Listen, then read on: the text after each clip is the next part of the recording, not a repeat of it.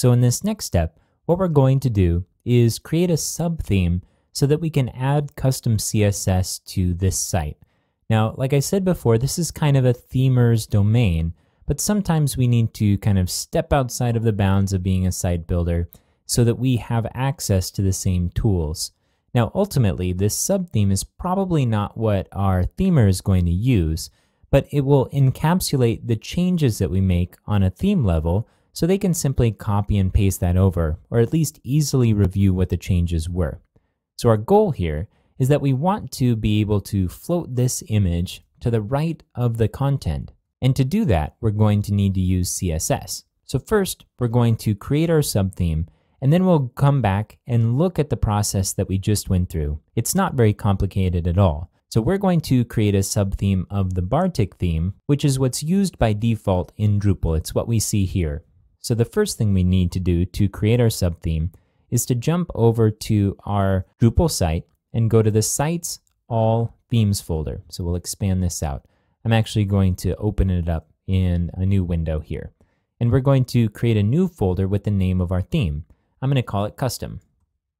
Okay, now if we go back up to our Drupal site, what we should do now is copy the info file from the original parent theme. So in Drupal, that's going to be found in the themes directory, and we have Bartik here. We'll expand that, and then we'll copy bartik.info.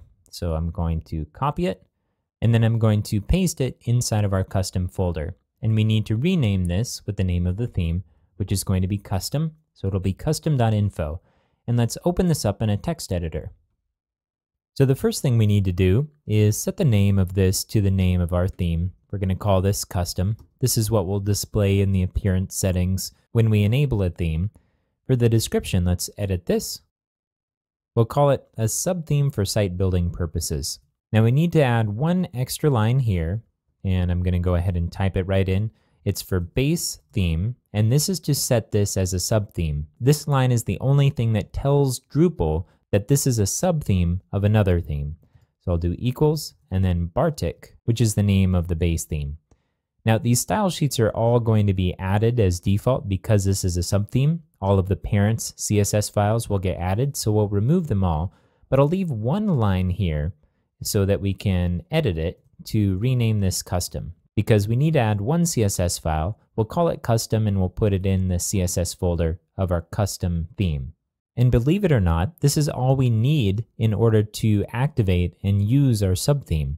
Of course, we still need our custom CSS file, and we'll find out that the color scheme that we've chosen for our site won't carry over to this subtheme unless we make some additional adjustments.